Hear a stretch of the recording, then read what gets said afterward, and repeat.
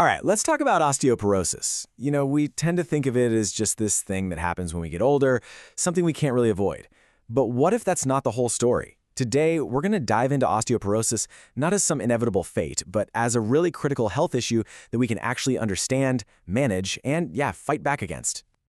Here's how we're going to break it down. First, we'll get a handle on just how big this problem is with the silent fracture epidemic. Then, we'll figure out how to measure your own risk in understanding your bone score. After that, it's all about action, with building your bone armor, followed by treatment and teamwork. And finally, we'll wrap it all up with your bone health blueprint. So let's kick things off with this silent fracture epidemic. And look, that's not just a dramatic title. It's the reality of this condition.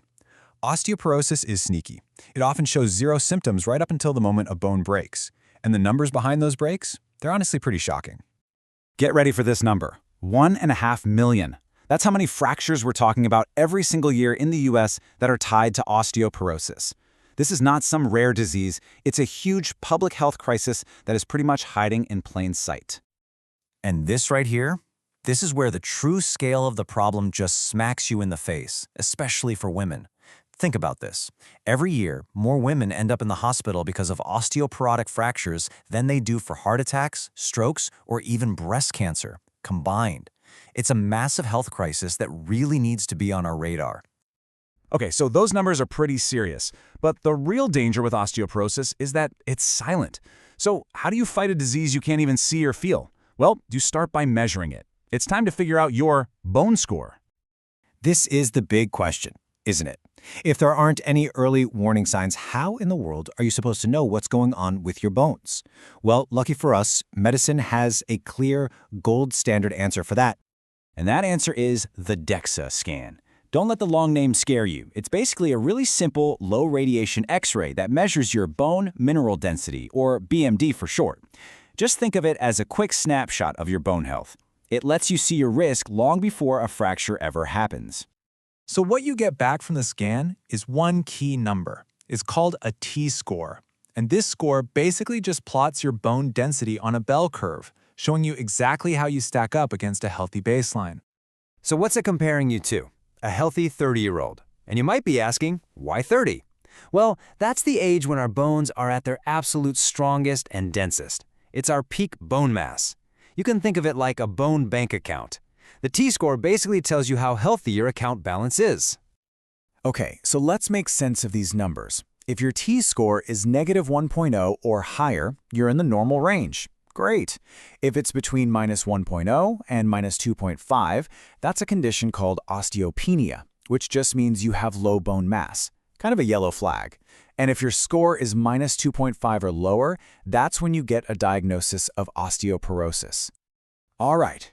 So once you know your score, the obvious next question is, what can you actually do about it? This is where we get proactive. It's time to learn how to build what I like to call your bone armor. So where do we even start? Well, when researchers looked at all the clinical guidelines for non-drug treatments, a few things really stood out. There are three main pillars: getting enough vitamin D, combining calcium with vitamin D, and exercise. These are, hands down, the most recommended ways to build and protect your bones. And here's a really simple way to think about it, kind of a cheat sheet. On one side, you have your bone builders, things like calcium, vitamin K from leafy greens, magnesium, and protein. We want more of those. And on the other side, you have the bone breakers, too much salt, sodas, smoking, too much alcohol. We want to cut back on those. You got to play both offense and defense. But let's pause for a second on the most famous bone builder of all, calcium. We've all had it drilled into our heads, drink your milk for strong bones. But is calcium really the magic fix we've been led to believe it is? Well, the science is a little more interesting than that. So yes, calcium absolutely helps increase bone density. But here's the thing, it can't do the job alone. It needs a partner, and that partner is vitamin D. Vitamin D is what allows your body to actually absorb and use the calcium effectively. So don't think of them separately, they're a package deal. And what about exercise? What's best? Well, the evidence points to a triple threat. First, weight-bearing stuff like walking or jogging, which puts good stress on your bones. Second, strength training to build muscle that supports your whole skeleton. And third, balance exercises like Tai Chi, which are amazing for preventing falls. The real magic happens when you combine them. Now, for some people, especially if a fracture has already happened, lifestyle changes might not be enough to turn the tide. And that's where we get into the next crucial phase: treatment and teamwork. When it comes to preventing a second fracture, medical treatments are absolutely essential, and their impact is huge. We're talking about reducing the risk of another hip fracture by up to 50%. The meds usually work in one of two ways. Some act like a brake, slowing down bone loss. Others act like an accelerator, actually stimulating new bone growth.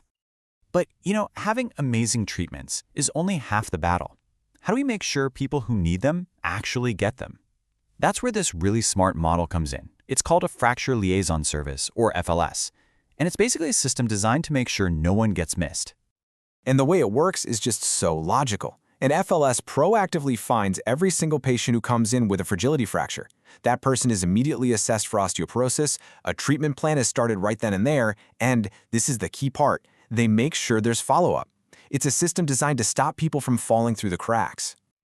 Okay, let's pull all of this together into our final section, your bone health blueprint. This all comes down to understanding one core idea that should really guide how you think about your bones for the rest of your life.